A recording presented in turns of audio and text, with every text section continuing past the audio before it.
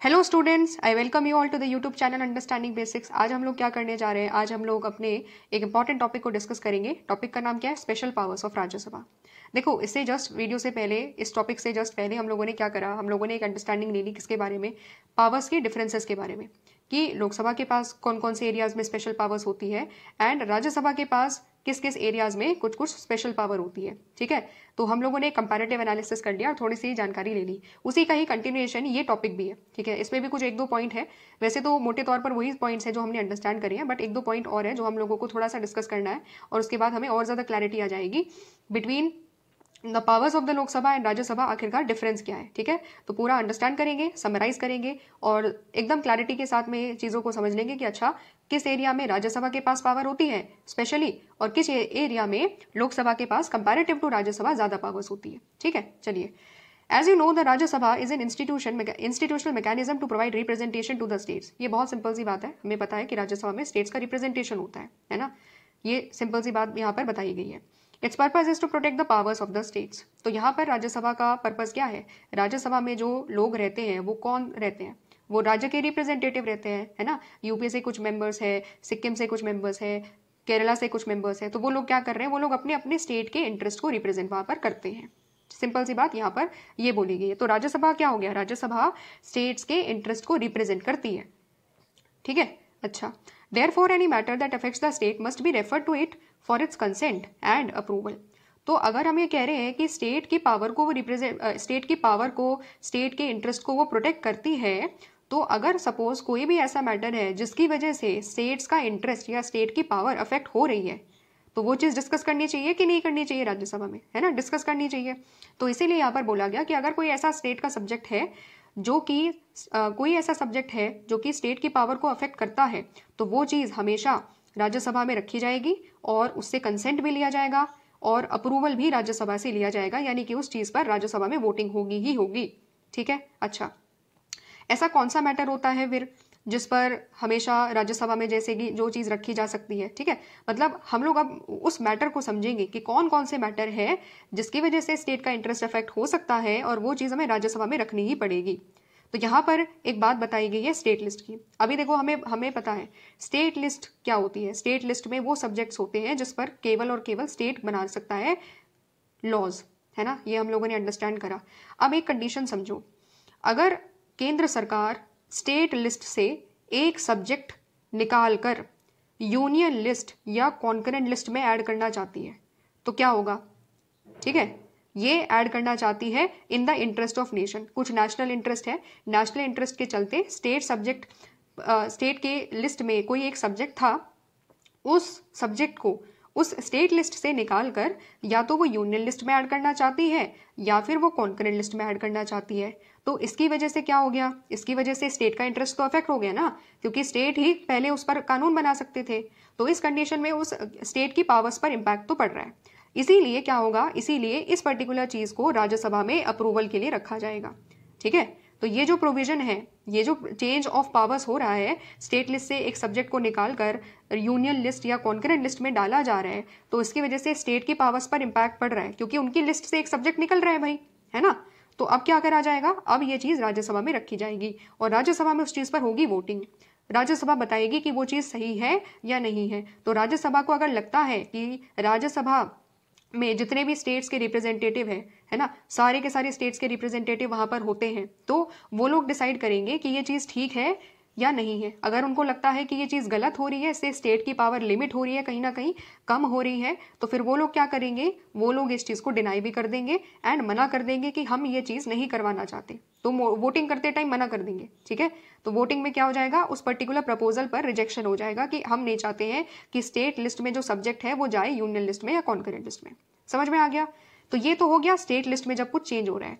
एक और ऐसा एरिया होता है, एक और ऐसा एरिया क्या है जहां पर स्टेट की पावर पर कोई इंपैक्ट है, तो वो हो जाता है स्टेट का रिप्रेजेंटेशन इन राज्यसभा। ठीक है, हमें पता है कि हर एक राज्य से कुछ कुछ लोग राज्यसभा में जाते हैं, है ना, ये हम लोगों ने अंडरस्टैंड कर ली। तो अगर सपोज हम लोग चेंज कर रहे हैं, हम लोग कह रहे हैं कि अभी जितने मेंबर राज्यसभा में आ रहे थे हर राज्य से, अब हम उसमें चेंज करना चाहते हैं एंड हम चाहते हैं कि हर राज्य से इक्वल नंबर ऑफ मेंबर्स ही राज्यसभा में जाएं। ठीक है, जैसे अमेरिका में होता है।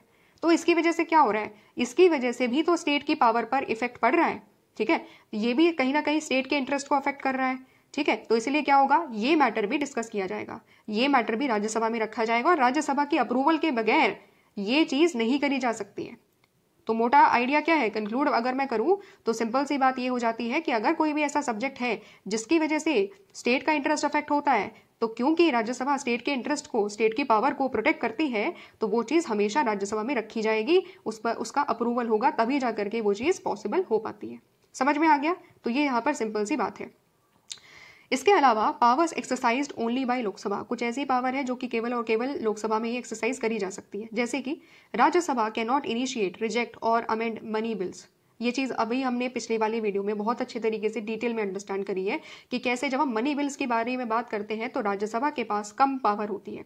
राज्यसभा इनिशिएट नहीं कर सकती, राज्यसभा रिजेक्ट नहीं कर सकती, राज्यसभा अमेंड नहीं कर सकती है, ठीक है। किसको? मनी बिल को। क्योंकि मनी बिल क्या है, मनी बिल एक ऐसा सब्जेक्ट है जो कि मनी बिल के पास क्या है, जब हम मनी बिल की बात करते हैं तो क्योंकि मनी बिल में पैसे से जुड़े हुआ मैटर है और पैसे होते हैं लोगों के, तो इसलिए डेमोक्रेसी में क्या होता है कि जो डायरेक्टली इलेक्टेड रिप्रेजेंटेटिव होते हैं, कॉन्स्टिट्यूशन ने उनको पावर दी है, तो कॉन्स्टिट्यूशन ने लोकसभा को ज्यादा पावर दे रखी है जब मनी बिल्स के बारे में बात करी जाती है। हमने डिस्कस किया है कि मनी बिल की पावर्स क्या होती है, राज्यसभा और लोकसभा के बीच में डिफरेंसेस क्या होते हैं, वो हमने समझ लिया। और यहाँ पर भी बार बार वही बात बोली गई है कि वो इनिशिएट नहीं कर सकती, ना वो रिजेक्ट कर सकती है, ना वो अमेंड कर सकती है, जब मनी बिल्स की बात आती है तब। तो ये तो हो गया एक स्पेशल पावर जो लोकसभा के हाथ में है, ठीक है। केवल और केवल मतलब एक ऐसी पावर जो लोकसभा ही एक्सरसाइज कर सकती है। दूसरी इंपॉर्टेंट चीज क्या है, council of minister is responsible to Lok Sabha not Rajya Sabha. तो एक और चीज यहाँ पर बोली गई है कि जो हमारे काउंसिल ऑफ मिनिस्टर है, प्रधानमंत्री काउंसिल ऑफ मिनिस्टर है, वो क्या है, वो लोकसभा के प्रति ही जवाबदेही है उनकी। They are responsible only to Lok Sabha, they are not responsible to Rajya Sabha. Therefore Rajya Sabha can criticise the government but can not remove it. इसीलिए राज्यसभा क्रिटिसाइज तो कर सकती है प्रधानमंत्री को, काउंसिल ऑफ मिनिस्टर को, लेकिन उनको रिमूव नहीं कर सकती। उनको रिमूव करने के लिए जो पावर दी गई है वो केवल और केवल किसके हाथ में है, लोकसभा के हाथ में है, ठीक है। अब यहाँ पर एक चीज समझो, एक चीज होती है जिसको कहा जाता है नो कॉन्फिडेंस मोशन। पिछली वाली वीडियो में मैंने बताया था कि नो कॉन्फिडेंस मोशन को हम नेक्स्ट वीडियो में डिस्कस करेंगे, तो अब हम यहाँ पर डिस्कस कर रहे हैं। नो कॉन्फिडेंस मोशन एक ऐसा तरीका होता है जिसके जरिए लोकसभा क्या कर सकती है, लोकसभा बैठे हुए प्रधानमंत्री और काउंसिल ऑफ मिनिस्टर को रिमूव कर सकती है। नो कॉन्फिडेंस का मतलब क्या होता है, कॉन्फिडेंस ना होना, अविश्वास प्रस्ताव लेकर के आना संसद में, ठीक है। तो क्या होगा, जब भी लोकसभा को लगता है कि ये जो गवर्नमेंट है इसके पास मेजोरिटी नहीं है, ठीक है, इसका कोलिशन कहीं ना कहीं टूटता जा रहा है, ठीक है, पार्टियां क्या हो रही है, जो गवर्नमेंट बना रही है पार्टियां सारी मिलकर के, वो टूटता जा रहा है और वो ढंग से काम नहीं कर पा रही है, तो क्या होगा पता है, उस कंडीशन में लोकसभा की जो अपोजिशन पार्टीज है वो लोग क्या लेकर आएंगे, वो लोग लोकसभा में लेकर के आएंगे नो कॉन्फिडेंस मोशन कि हमें इस गवर्नमेंट में कोई कॉन्फिडेंस नहीं है।